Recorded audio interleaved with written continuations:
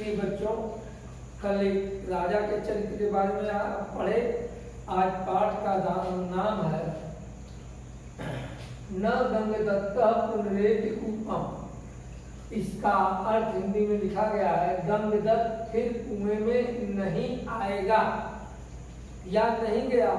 अब आपको एक बात आश्चर्यजनक लग रही होगी कि गंगदत्त फिर कुएं में नहीं गया। गंगदत्त नाम जैसे लग रहा है किसी व्यक्ति का नाम है, लेकिन यह किसी व्यक्ति का नाम नहीं है, बल्कि ये मेढक का नाम है। जो मेढक कुएं में रहता था, एक बार निकल आया तो फिर दोबारा उसमें नहीं गया। अब इसकी पूरी कहानी यह है, इसमें दो चित्रण है, एक गंगदत्त का, एक प्रियदर्शन का। अब प्रियदर्शन यह भी आपको नाम लग रहा होगा कि एक व्यक्ति का नाम है, लेकिन यह व्यक्ति का नाम नहीं है, एक सर्प का नाम है। अब इस तरह से मेढक और सर्प, आप जानते हैं मेढक और सर्प दोनों एक दूसरे के शत्रु हैं।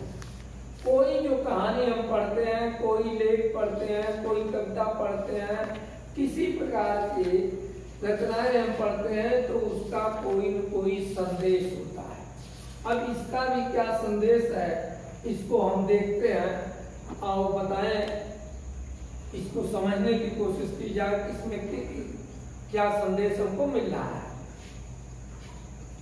गंगदत्त नामक एक मेढक है जो कुएं में रहता है, और कुएं में बहुत सारे मेढक, धीरे धीरे उसका परिवार बड़ा हो जाता है और बहुत मेढक हो जाते हैं। मेढकों के कारण गंगदत्त अपने परिवार को बड़ा देख करके उसमें शत्रुता का निवास हो जाता है, और जब शत्रुता उसके मन में आती है तो बार बार कुएं में झगड़ा होता है।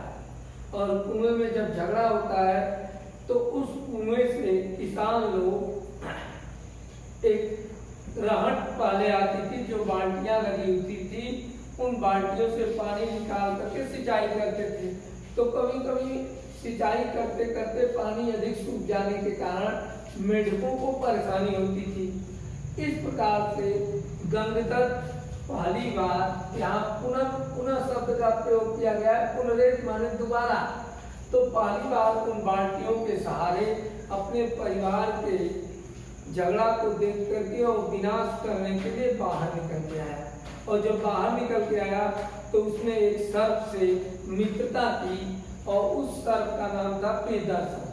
जब उससे मित्रता हो गई तो उसने प्रियदर्शन के सामने यह प्रस्ताव रखा कि आप मेरे कुएं में आइए, आपका स्वागत है और मैं आपको वहां भोजन के लिए व्यवस्था करूंगा।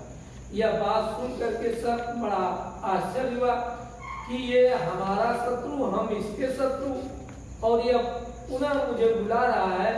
तो सर्प जो प्रियदर्शन था वो बड़ा समझदार था, और वो सोचता था, बूढ़ा भी हो गया था, कि कभी कभी एक आध चूहे हमें मिल जाते हैं, हमारा पेट भरने के लिए हमें बहुत ज्यादा परिश्रम करना पड़ता है, इस नाते अगर हम कुएं में चले जाते हैं तो हमें भोजन मिलता रहेगा। उसी के दौरान गंगदत्त और सर्प प्रियदर्शन समझौता करते हैं। गंगदत्त कहता है कि तुम उसी मेढकों को खाओगे जिन मेढकों के बारे में हम तुम्हें बताएंगे, या जिन मेढकों की तरफ इशारा करेंगे। इस बात पर प्रियदर्शन बुद्धिमान है, वह समझौता भी कर लेता है, चालाक भी है और जात का सर्प है, धोखेबाज भी है, लेकिन गंगदत्त को विश्वास में ले लेता है। गंगदत्त के साथ वो जब कुएं में पहुंचता है तो एक दो दिन गंगदत्त उसे बताता है और उन्हीं मेढकों को खाता है। परंतु धीरे धीरे रहते रहते जब गंगदत्त कहीं इधर उधर हो जाता है, नीचे पानी में बैठ जाता है, कहीं ध्यान नहीं देता है, तो अन्य मेढकों को जो उसके द्वारा नहीं बताए जाते हैं खा लिया जाता है। यह गंगदत्त देखता रहता है, और वो सर्प धीरे धीरे खाते कई महीनों बीत गए, वर्षों बीत गए। अब उसने धीरे धीरे पूरे कुएं के मेढकों के वंशों को खत्म कर दिया। अंततः अब गंगदत्त के पत्नी बच्चे बचे हुए थे, वो पत्नी और बच्चों को भी धीरे धीरे खत्म करने लगा। गंगदत्त बहुत रोया और उसे अब ये लग गया कि जो सर्प है प्रियदर्शन यह अब मेरे परिवार को समाप्त कर देगा। स्वभावतः सर्प उसी तरह की क्रिया करते हुए अंत में उसके परिवार के उसकी पत्नी बच्चों को खा डाला। अब आगे अब केवल उस कुएं में दो ही रह जाते हैं, गंगदत्त रह जाता है और वह सांप रह जाता है जिसका नाम प्रियदर्शन है।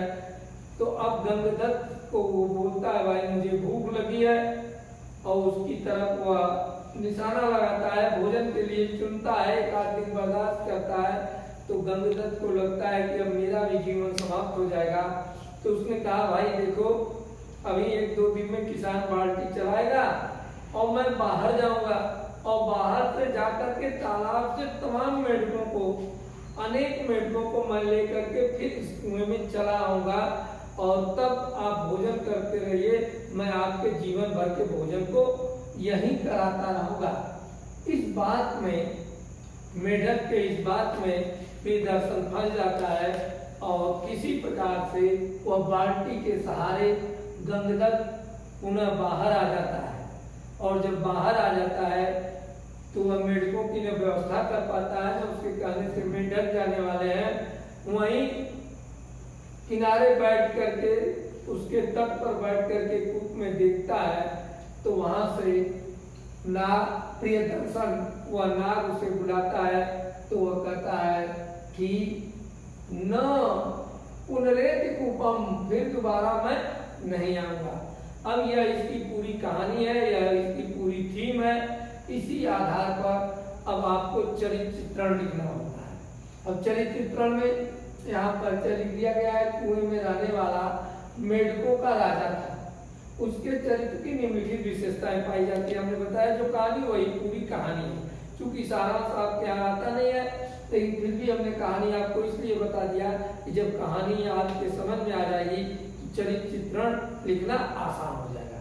चरित्र चित्रण हिंदी में ही लिखना पड़ता है। चरित्र चित्रण के लिए हमने बताया है कि दोनों का चरित्र चित्रण में धनात्मक बातें जो उसकी विशेषताएं हैं, उसके अच्छे गुण हैं, उसका भी वर्णन होता है और दुर्गुण का, बुरे गुणों का भी वर्णन होता है।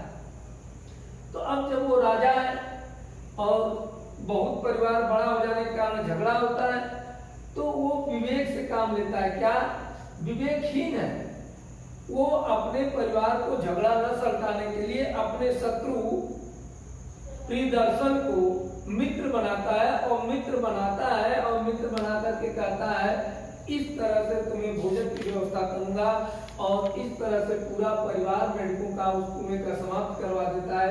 इस नाते गंगदत्त विवेकहीन भी है। झगड़ालू, अगर परिवार में झगड़ा होता है, घर का विद्या लंका डाहे तो अपने परिवार में झगड़ा होनी नहीं चाहिए, समझदारी से काम लेना चाहिए। लेकिन ऐसी परिस्थिति है तो ऐसे स्थिति में हम झगड़ा करके दूसरों को न प्रवेश करने दें। इस नाते वह झगड़ालू था और झगड़ालू में वो ईर्ष्या करता था, अपने परिवार को समाप्त करना चाहता था। इस नाते दूसरे अपने शत्रु को ला करके अपने घर में बसा देता है और जिसका भोजन प्रतिदिन बिना श्रम के वो करता है। स्वार्थी, उसको लगा कि जो प्रियदर्शन है हमारा मित्र हो गया, अब इससे हमने जो वादा कर लिया, बात कर लिया, ये मानता रहेगा और इन हमारे शत्रुओं को खा जाएगा और शत्रुओं के खाने के बाद हमारा पूरा परिवार बचा रहेगा। इस तरह से उसके अंदर स्वार्थी का गुण था। चालाक भी था। चालाक इसलिए था कि पूरा परिवार तो समाप्त हो गया मेढकों का, उसके बाद उसके पत्नी बच्चे भी उसके द्वारा प्रियदर्शन के द्वारा खा लिए गए। लेकिन जब उसके खाने की बारी आई तो सर्प से भी चालाक था। उसने इस बात को कहा कि मैं बाहर से जाकर के दूसरे तालाब से और मेढकों को लाता हूँ और इस तरह से वह सर्प से अपना जान बचा करके कुएं से बाहर निकल आता है। इस तरह से वह गंगदत्त चालाक भी था। अंत में हम इस निष्कर्ष पर पहुंचते हैं कि गंगदत्त एक विवेकहीन, झगड़ालू, स्वार्थी, चालाक एवं चंचल प्राणी है। अब दूसरे का देखिए, प्रियदर्शन हमने इसके बारे में बताया और यहाँ लिखा भी है। प्रियदर्शन एक सर्प है, पहली लाइन है, जो गंगदत्त नामक मेढक के बुलावे पर कुएं में जाता है और मेढकों को खाता है।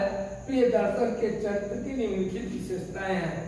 सर्प, उसी तरह से सर्प शत्रु माना जाता है, यह शत्रु सबका है। यहाँ पर तो मेढकों का, चूहों का, मछलियों का ये सबसे बड़ा शत्रु है। तो यह क्या करता है कि जब उसके सामने यह प्रस्ताव रखता है गंगदत्त, तो वह दूरदर्शी है। यह सोचता है कि मेरा शत्रु मुझको अपने घर में बुला रहा है, क्यों बुला रहा है इस बात को सोच लेता है, उसकी जात को जान लेता है। सोच करके इस नाते उसके घर चला जाता है और जिसका पेट नहीं भरता था वह कुछ दिनों में भर पेट मेढकों को खा करके अपना भोजन कर लेता था। और पेट भरना उसकी दूरदर्शिता थी। किसी भी जीव जंतु की इस धरती पर सबसे बड़ी भूख होती है और भूख मिटाने के लिए आदमी को हमेशा अग्रसोची और तत्पर रहना चाहिए कि सही तरीके से हम अपने भूख को मिटाएं। इस मामले में प्रियदर्शन दूरदर्शी था, व्यवहार कुशल भी था।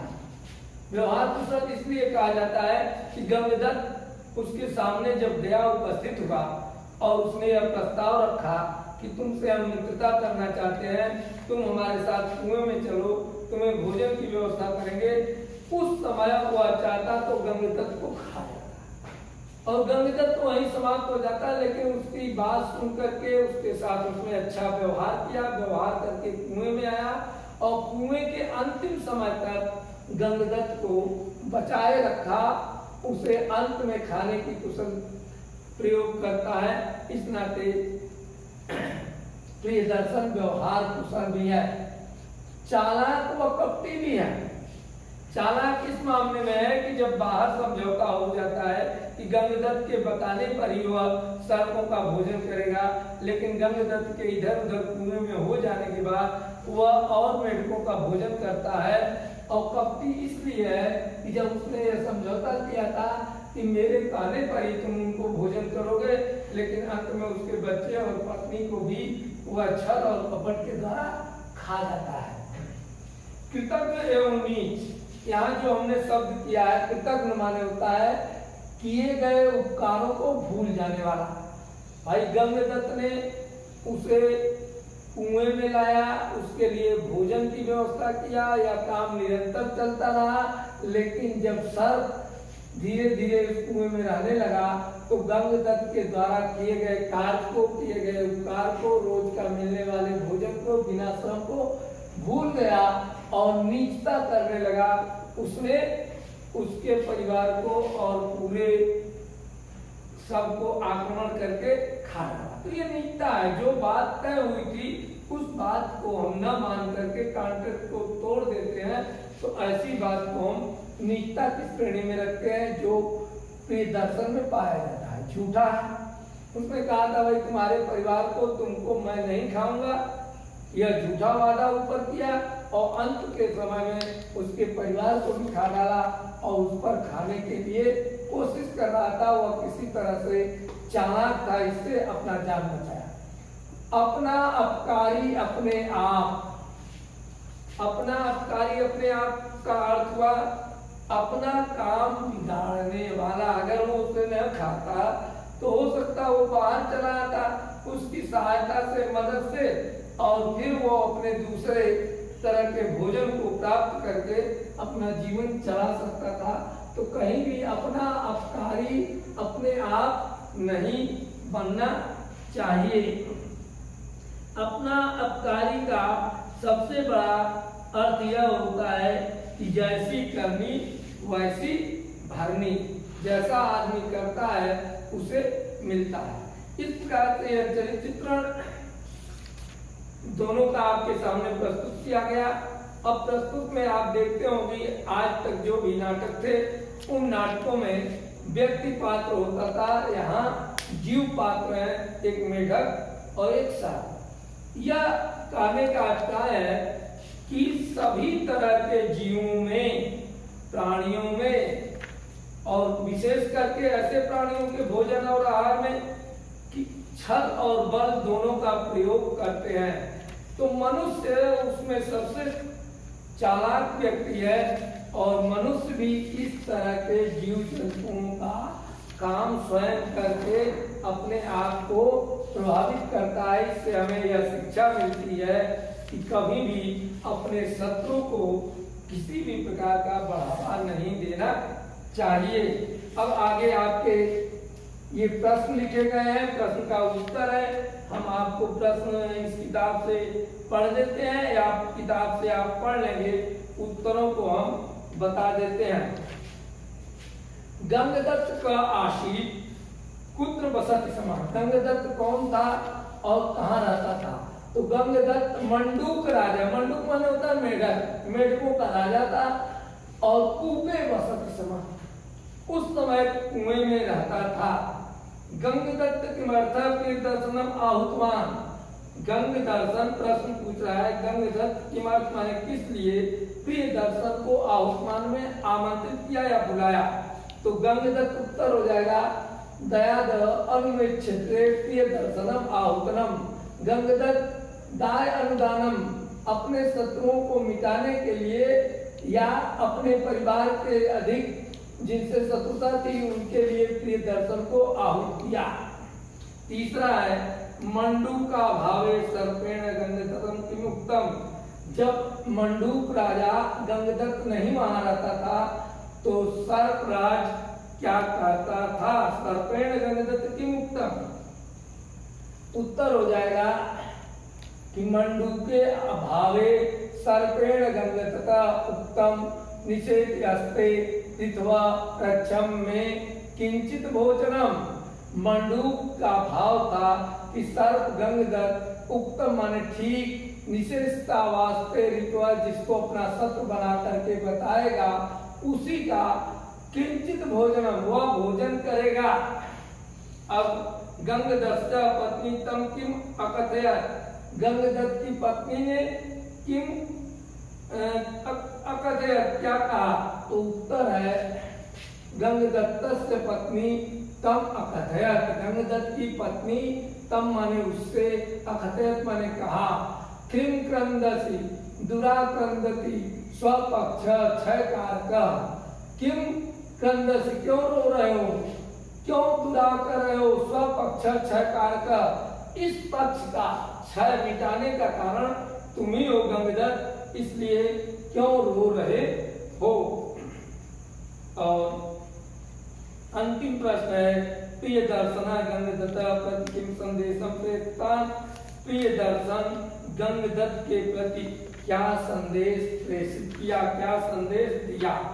तो उत्तर है प्रिय दर्शना गंगदत्त प्रति संदेशम प्रेषितान अहम त्वया बिना न अत्र अस्थायितुं शक्नोमि। मैं तुम्हारे बिना न अत्र यहाँ पर अस्थायितुं शक्नोमि, मैं स्थापित नहीं कर सकता था, नहीं रह सकता या नहीं किया जा सकता। अब इसके बहुविकल्पी प्रश्न है, उनका हमने उत्तर लिख दिया है, लेकिन फिर भी उन प्रश्नों को एक बार हम पढ़ देते हैं। गंगदत्त पुत्र प्रतिवसति स्म। गंगदत्त उस समय कहाँ रहता था? कूपे। प्रिय दर्शना का आशिक, प्रिय दर्शन कौन था? सर्प। मंडूक राजा प्रतिवसति स्म, तो इसका भी उत्तर हो जाएगा नहीं। तीसरा प्रश्न है गंगदत्त आशिक, गंगदत्त कौन था? तो मंडूक राजा मेढकों का राजा था। फिर है अगला प्रश्न कि गंगदत्त गए पर कहाँ आशिक, कहाँ रहता था? कूपे। गंगदत्त कहाँ रहता था? कूपे। सप्तमी वचन एक वचन है अर्थात कुएं में। फिर पांचवा प्रश्न है संप्रतम ते मित्रम, और इसका उत्तर हो जाएगा जातम। और संप्रातम तम में मित्रम जातम, वर्तमान में तुम मेरे मित्र जात हो। और छठवां प्रश्न है अत मंडूक भावे सर्पेणाभितम भद्रम विशेषयत। तो इसका उत्तर हो जाएगा रिपवः। अत मंडूक भावे सर्पेण वितम भद्रम निषेधतम और उत्तर हो जाएगा रिपवः। सातवां है अथांदिने सर्पेण गंगदती सुतो भक्षित, तो इसका उत्तर हो जाएगा यमुनादति, उसका नाम था। वो गंगा दत्त विविष्ट, वो गंगादत्त जब भूखा हो गया तो क्या उसने बोला, अहम, मैं, अहम माने मुझको, अनेन केनापि मम मृत्युलोके संधानम नास्ति, अनेन केनापि मृत्युलोके संधानम अस्ति, स भर दिया जाएगा। और 10वां है अश्रद्धेयो में तक पितृणाम संगम संगम, तो इसमें उत्तर जो गैप है उसमें अग्निनाम, उसका अग्निनाम था जो साथ में था। गंगदत्त आह वो समागच्छ, तो इसमें हो जाएगा त्वम। गंगदत्त आ माने अरे, वो समगच्छ त्वम, त्वम माने तुमको। अस्य मध्य जलोत्पन्ने रम्यतरम, तो उत्तर हो जाएगा कोटरम। कोटरम माने कोतरे में, या जो कुएं का कोई ईंटा गिर जाता है तो पेड़ में जैसे कुछ भाग कट जाते हैं, उसी तरह से उसमें कोतरे भी थे। कोतरे माने वो कटा हुआ एक गुप्त स्थान होता है। इस प्रकार से आपको यह पाठ 3 आशु पाठक का नाट्य कौमुदी का चरित्र चित्रण, प्रश्नोत्तर और बहुविकल्पी प्रश्न बताए गए। इसे कॉपी पर उतार करके आप तैयार करेंगे, ये परीक्षा के लिए उपयोगी है।